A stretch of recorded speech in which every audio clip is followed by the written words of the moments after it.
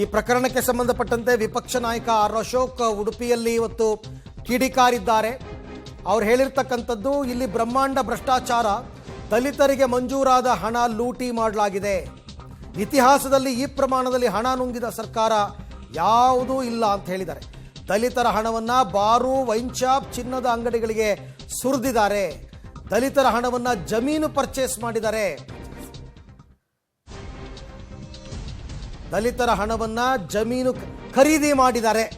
ಏನದು ಖರೀದಿ ಮಾಡಿದ್ದಾರೆ ಅಂದರೆ ಆಯ್ತಪ್ಪ, ಇವರು ದಲಿತರ ಹಣವನ್ನು ತಗೊಂಡೋಗಿ ಇನ್ಯಾರೋ ಜಮೀನು ಖರೀದಿ ಮಾಡ್ಕೊಂಡಿದ್ದಾರೆ ಅಂತ. ಇದೆಲ್ಲವನ್ನು ಅವ್ರು ಮಾಡಿರೋ ಆರೋಪ.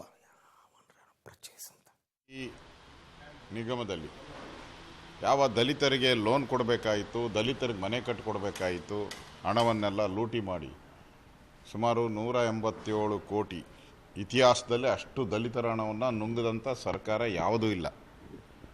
ಫಸ್ಟ್ ಟೈಮ್ ಸಿದ್ದರಾಮಯ್ಯನವರ ಕಾಂಗ್ರೆಸ್ ಸರ್ಕಾರ 187 ಕೋಟಿ ದಲಿತರ ಹಣವನ್ನು ನುಂಗಾಕಿದ್ದಾರೆ. ನುಂಗಾಕಿ ಬಾರು, ವೈನ್ ಸ್ಟೋರು, ಚಿನ್ನದ ಅಂಗಡಿಗಳಿಗೆಲ್ಲ ತೊಗೊಂಡೋಗಿ ದುಡ್ಡು ಕೊಟ್ಟು ಅಲ್ಲಿಂದ ಲಪಟಾಯಿಸಿದ್ದಾರೆ. ಅದು ಮಂತ್ರಿನೂ ತೊಗೊಂಡಿದ್ದಾರೆ ಅನ್ನೋದು ಈಗ ಇಡಿ ತನಿಖೆಯಿಂದನೂ ಕೂಡ ಸ್ಪಷ್ಟ ಆಗ್ತಾ ಇದೆ. ಮತ್ತು ಆ ದುಡ್ಡಿಂದ ಬೇರೆ ಬೇರೆ ಜಮೀನು ಪರ್ಚೇಸ್ ಮಾಡಿರೋದು ಕೂಡ ತನಿಖೆಯಿಂದ ಹೊರಬರುತ್ತಾ ಇದೆ. ಈಗ ಮಂತ್ರಿ ಒಂದು ವಿಕೆಟ್ ರಾಜೀನಾಮೆನೂ ಆಗಿದೆ, ವಿಕೆಟ್ ಬಿದ್ದಿದೆ.